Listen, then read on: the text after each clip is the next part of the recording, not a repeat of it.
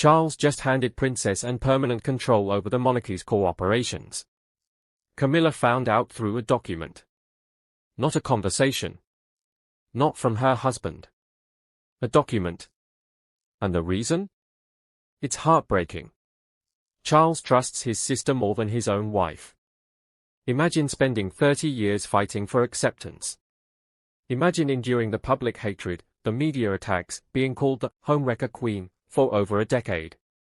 Imagine finally reaching the top, becoming queen consort, standing beside the man you love. And then discovering that your own husband trusts his sister more than he trusts you. That's not a political decision. That's a personal betrayal. Stay with me, because this story goes much deeper than a constitutional change. This is about a woman who gave everything for love and watched her husband choose someone else. The palace says this was a routine constitutional adjustment. Parliament passed a law in 2022. Nothing personal. Just practical.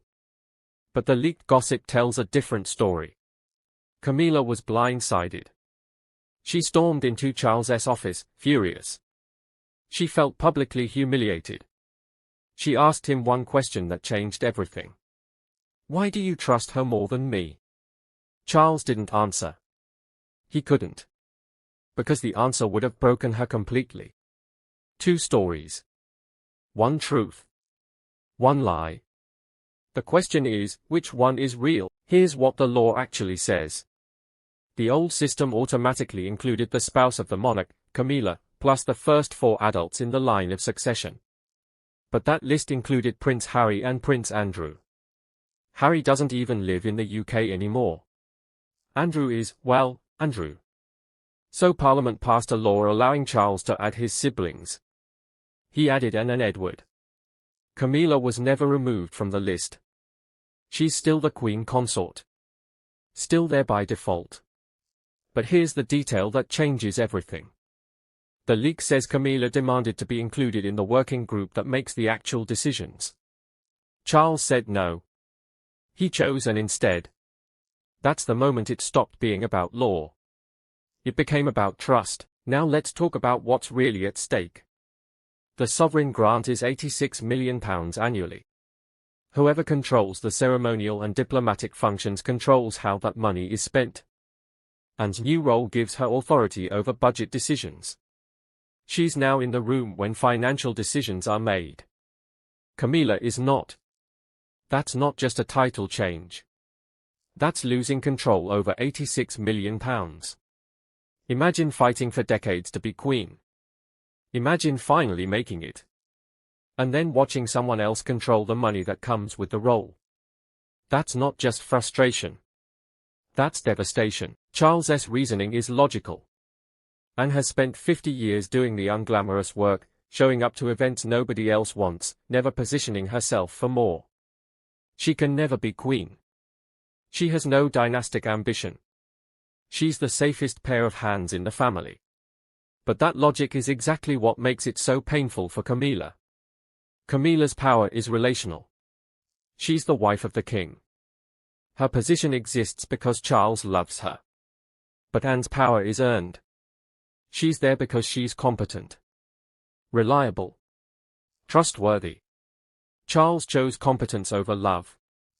And that's a wound that no title can heal. According to the leaks, Camilla was so furious that she paid tabloid journalists to dig up dirt on Anne. And what did they find? The 2002 dog-biting incident.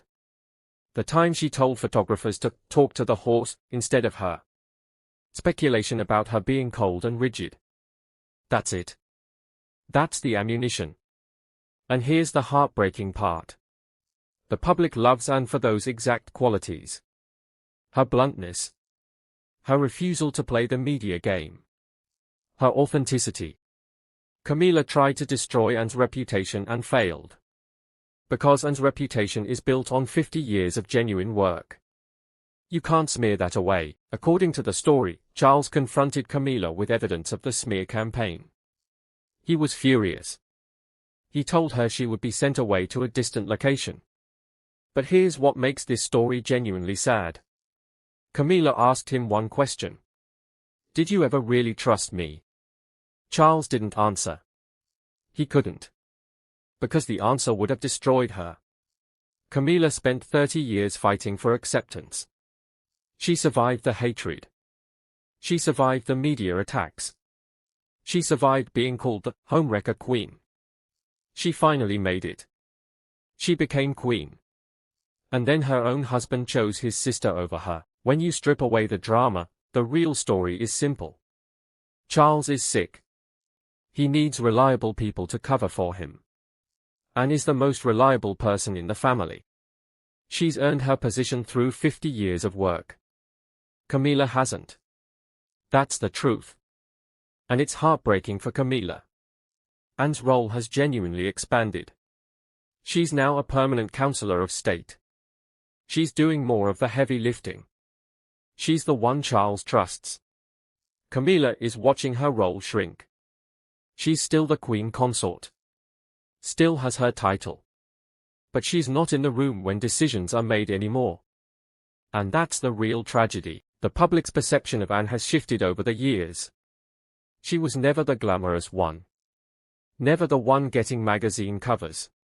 She was seen as prickly, difficult, even cold.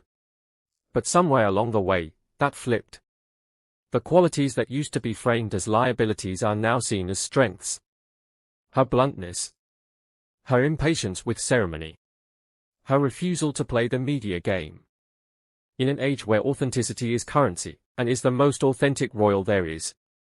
She doesn't pretend. She just shows up and does the work. People respect that. And in a crisis, that respect is what matters. Camilla has never quite earned that kind of respect.